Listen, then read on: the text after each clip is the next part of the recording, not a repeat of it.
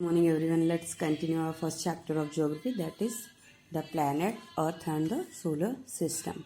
And today's topic is our unique Earth. Do you know all we live in Earth? Our Earth is a unique planet in the whole solar system. Do you know, students? Our Earth is unique planet because it support life. It is the only planet where the life exists. Do you know? Earth is only planet where the life exists. In our solar system is no other planets there where life exists. Do you know all? With our solar system, how many planets? In our solar system, 8 planets. See student, this is the picture of our solar system. Sun, Mercury, Venus, Earth, Mars, Jupiter, Saturn, Uranus and Neptune. And Earth is the only planets where the life exists. Only, okay. It is the only planet which supports life. I tell you, Earth is the only planet you can find suitable air and water also in this Earth. So this is the suitable supports life. Okay. The Earth is the third nearest planet to the Sun. In size, it is the fifth largest planet. Okay students, it is lightly flattened at the poles. See students, this is our Earth and this is North Pole and this is South Pole. Our Earth is spherical in shape. Spherical means spherical in shape. Do you know?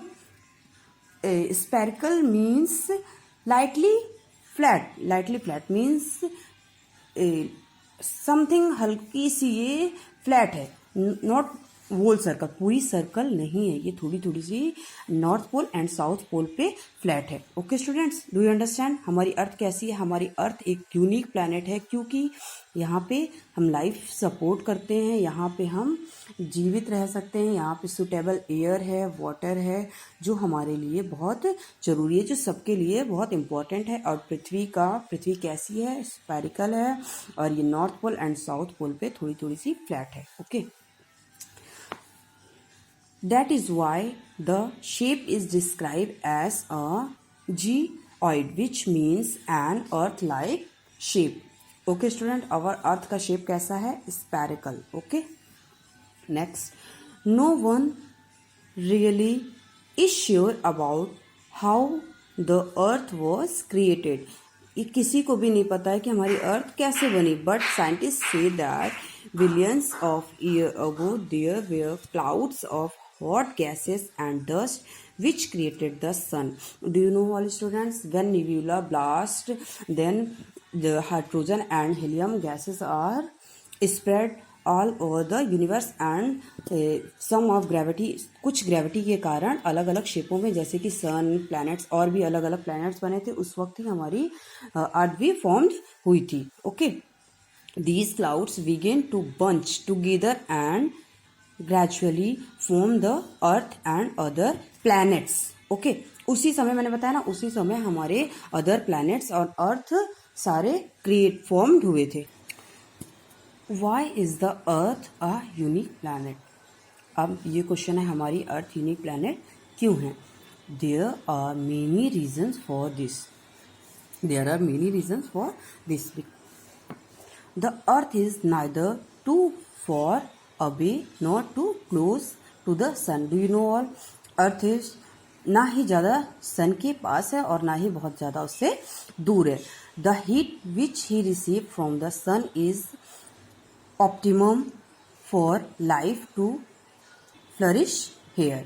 ठीक है, वो जो heat receive करती है वो यहाँ पे life को फ्लरिश होने में बहुत ज़्यादा हेल्प करती है. मतलब फ्लरिश होने में मतलब बढ़ने में, उनको पनपने में, उनको बढ़ने में हेल्प करती है.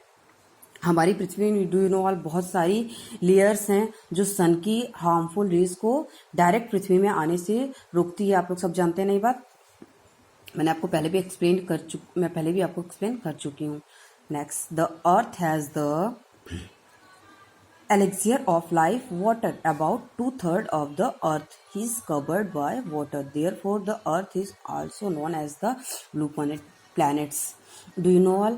Our earth is in our earth 71% water and only 29% land. Also we know the earth is blue planets. It has atmosphere which acts like a blanket and protect us from the harmful ultraviolet rays of the sun. मैंने आपको बताया ना, हमारे atmosphere में बहुत सारी जो layers हैं वो सन की डायरेक्ट रेज को डायरेक्ट पृथ्वी में पहुंचने से रोकती है. वो एक ब्लैंकेट के रूप में, ब्लैंकेट की तरह से कार्य करती है जो हमारी पृथ्वी को प्रोटेक्ट करती हैं. Moderates the climate, causes rainfall and is rich in oxygen. और इसलिए हमारा जो एटमॉस्फेयर, पृथ्वी का जो एटमॉस्फेयर है, ये ह्यूमन बींग्स के लिए, लाइफ एग्जिस्ट करने के लिए बहुत ही सुटेबल है. The interaction between the air, water and land allow life to flourish. In the biosphere we find plants, animal and other organism together with the physical environment with which they interact. This is known as the ecological system or ecosystem. Do you no students, हमारी पृथ्वी ही एक ऐसी है जहाँ पे suitable air और water है land में, जो हमारे लाइफ को फ्लरिश में पनपने के लिए हेल्प करती है. और यहाँ का इकोसिस्टम बहुत ही अच्छा है. अगर आप मान लीजिए, अगर बहुत ही ज़्यादा एनिमल्स इंक्रीज हो गए या प्लांट्स ही बहुत ज़्यादा इंक्रीज हो गया एनिमल, तो वो ह्यूमन बींग्स के लिए हार्मफुल हो सकते हैं. ह्यूमन के लिए हार्मफुल, अगर एनिमल हो गया तो वो ह्यूमन्स के लिए हार्मफुल हो सकते हैं. इसलिए यहाँ का जो इकोसिस्टम है वो बहुत बैलेंसिंग है. और प्लांट्स हमारे लिए हेल्पफुल हैं क्योंकि अगर जितने भी ज़्यादा प्लांट्स होंगे वो हमें ऑक्सीजन देते हैं. Do you know all, plants give oxygen and take carbon dioxides. Okay, next, the moon, earth's companion. Do you know all, earth is a natural, moon is natural satellites. Okay, the earth's companion is the moon. It is about 38400 kilometer away from the earth. Its diameter is about 3480 kilometer. It appears large and brighter than any other celestial body in the night sky. What is the meaning of celestial body? Celestial body means which all things we see in the sky are called celestial body, like stars, planets, comets, etc. Okay, ये sun moon हमें इसलिए बिगड़ दिखता है क्योंकि ये पृथ्वी से बहुत अधिक दूर नहीं है.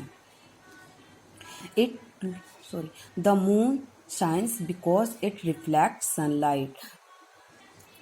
मून इसलिए शाइन करता है क्योंकि वो जो सन की लाइट को वो रिफ्लेक्ट करता है. The reflect light of the sun from the moon reaches the earth surface in about 1.3 seconds.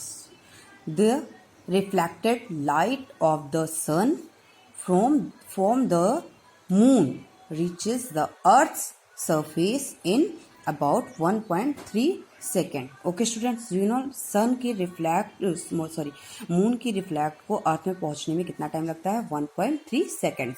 The moon complete one revolution around the earth in 29.53 days.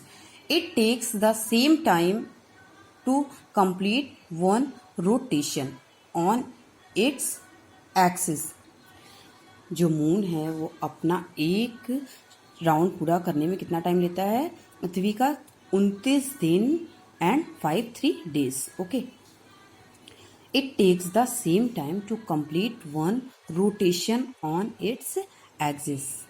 बच्चों आपको पता है ना, we can see only one side of the moon because the earth जो है जो moon है वो पृथ्वी के चारों ओर रोटेशन करता है, और जब हम देखते हैं तो वो सिर्फ हमें एक साइड ही दिखता है, और दूसरी साइड देखने के लिए हमें उसको टर्न करना पड़ेगा। ये see this picture, this is earth and ये मून, जब मून रोटेशन करता है तो हम सिर्फ इसका अर्थ से एक साइड ही देख पाते हैं।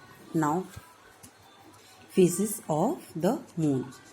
One side of the moon is lighted by the sun. पता है ना आपको, सन के थ्रू उसका मून जो है शाइन करता है, लाइट होता है। But as the moon moves around the earth we see only one part of this side. These are called phases of the moon. On the full moon night और पूर्णिमा, जिस दिन पूरा मून होता है उसको हम क्या कहते हैं, पूर्णिमा. The bright hemisphere is visible to us. On the new moon night on Amavasya, the dark hemisphere of the moon face the earth. In its journey from new moon to full moon, the visible portion increases and the moon is said to wax. Do you know, students? See this picture. अर्थ जो हम लोग जो moon है बच्चों, जब वो rotation करता है, जिस दिन फुल मून होता है उसके बाद से वो धीरे धीरे डिक्रीज होता रहता है. And the moon is said to wane. Okay, the waxing and waning of the moon is known as the phases of the moon. Okay students, do you understand? Earth जब पूर्णिमा से अमावस्या तक जब भी वो घटता और बढ़ता है तो धीरे धीरे डिक्रीज होता रहता है. Hope you understand.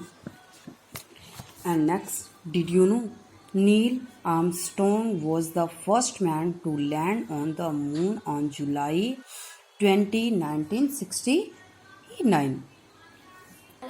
Nil Armstrong was an American who was the first man to land the moon on July 20, 1969. ये कहाँ के थे? अमेरिका के थे. इन्होंने मून पर अपना पहला कदम रखा था, मतलब ये पहले मून पर गए थे, जाने वाले पहले व्यक्ति थे. He was followed by Edwin Aldrin. Okay students, hope आपको समझ में आ गया होगा कि हमारी अर्थ यूनिक प्लैनेट क्यों है एंड द मून के बारे में. Okay students, I will give you homework in WhatsApp directly. Okay, thank you.